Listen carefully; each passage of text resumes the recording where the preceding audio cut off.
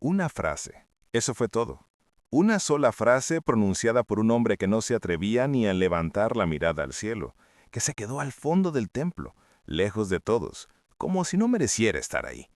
Se golpeaba el pecho, y lo único que salió de su boca fue esto: Dios mío, ten compasión de mí, que soy un pecador. No citó las Escrituras, no enumeró sus virtudes, no le explicó a Dios por qué merecía ser escuchado, solo dijo la verdad más desnuda que un ser humano puede pronunciar ante Dios. ¿Y eso? ¿Bastó?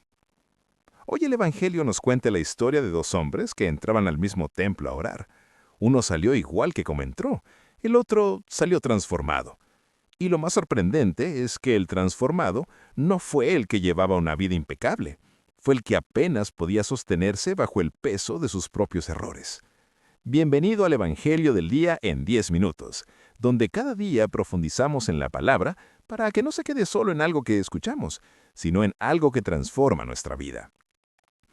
Si eres alguien que quiere tomarse en serio su fe, crecer espiritualmente y dejar de vivir en piloto automático, suscríbete al canal y dale like a este video. Vamos al Evangelio. El Evangelio de hoy está tomado de San Lucas, capítulo 18, versículos 9 al 14.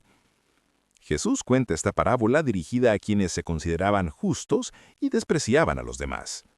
Dos hombres subieron al templo a orar. Uno era fariseo y el otro publicano. El fariseo, de pie, oraba así en su interior: Dios mío, te doy gracias porque no soy como los demás hombres, ladrones, injustos, adúlteros, ni tampoco como ese publicano. Ayuno 2 veces por semana y pago el diezmo de todas mis ganancias. El publicano, en cambio, se quedó lejos y no se atrevía ni a levantar los ojos al cielo. Lo único que hacía era golpearse el pecho, diciendo: Dios mío, ten compasión de mí, que soy un pecador. Les digo que este bajó a su casa justificado, y el otro no. Porque todo el que se enaltece será humillado, y el que se humilla será enaltecido. Dos hombres, el mismo templo, el mismo Dios escuchando. Dos oraciones que no podrían ser más diferentes, y un resultado que dejó a todos en silencio. Miremos primero al fariseo, y antes de juzgarlo demasiado rápido, hay que reconocer algo. Este hombre no está mintiendo. Todo lo que dice es verdad. Sí ayuna 2 veces por semana cuando la ley solo exigía una vez al año. Sí paga el diezmo de todo lo que gana, no solo lo obligatorio. No roba, no engaña, no comete adulterio. Desde afuera, este hombre es un modelo de religiosidad. Hace más de lo que se le pide, cumple más de lo necesario. Y ese es precisamente su problema. No lo que hace, sino desde dónde lo hace. Porque este hombre no subió al templo a encontrarse con Dios, subió a presentarle a Dios su currículum. Su oración no es un diálogo, es un monólogo. No le pide nada a Dios porque cree que no necesita nada. No le agradece realmente porque su gracias en realidad es una comparación. Gracias por no ser como los demás. Su oración es un espejo donde solo se ve a sí mismo. San Lucas lo dice con un detalle sutil que se pierde fácilmente. Dice que el fariseo oraba así en su interior. Algunas traducciones dicen oraba consigo mismo, es decir, su oración nunca salió de él, nunca llegó a Dios, estaba hablando solo, rezando hacia adentro, adorándose a sí mismo, con vocabulario religioso. El Catecismo de la Iglesia Católica, en el número 2559, dice algo fundamental sobre la oración. La humildad es la disposición necesaria para recibir gratuitamente el don de la oración. El hombre es un mendigo ante Dios, un mendigo. No un acreedor, no un empleado que presente su hoja de servicios, un mendigo. Alguien que no tiene nada propio y lo sabe. El fariseo no se presenta como mendigo, se presenta como acreedor, y por eso su oración rebota contra el techo del templo y vuelve vacía. Ahora miremos al publicano. Los publicanos eran recaudadores de impuestos para Roma. En la cultura judía del primer siglo eran considerados traidores, colaboradores del imperio opresor. La gente los despreciaba, los rabinos los ponían a nivel de los ladrones y las prostitutas. Nadie quería sentarse con ellos, nadie los consideraba dignos de pisar el templo. Y este hombre lo sabe perfectamente. Por eso se queda lejos, no se atreve a acercarse al altar, no se atreve ni a levantar los ojos. Todo su cuerpo habla antes de que abra la boca. La distancia, la mirada baja, los golpes en el pecho. Es el lenguaje de alguien que está completamente consciente de lo que es y de lo que no merece. Y cuando finalmente habla, dice solo esto: Dios mío, ten compasión de mí, que soy un pecador. No se compara con nadie, no dice al menos no soy tan malo que aquel, no pone excusas, no da explicaciones, no promete que va a cambiar. Solo dice lo que es y se entrega a la misericordia de Dios sin condiciones. El Papa Francisco, en una de sus homilías sobre esta parábola, dijo algo que llega al fondo. Dios no busca gente perfecta, busca gente verdadera. Y entonces viene la frase de Jesús que lo cambia todo. Les digo que éste bajó a su casa justificado y el otro no. Justificado. Esa palabra tiene un peso teológico enorme. No significa que Dios simplemente lo disculpó. No significa que Dios miró para otro lado. Justificado significa que Dios lo declaró justo. Lo restauró, lo puso en una relación correcta con Él. El hombre que no tenía nada que ofrecer salió del templo con todo.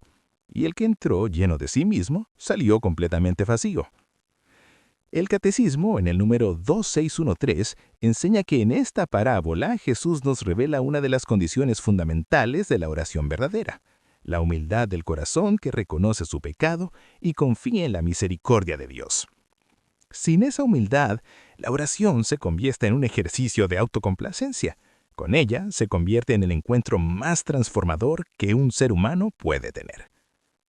Santa Teresa de Niño Jesús vivió esto de una manera que sigue asombrando a la Iglesia.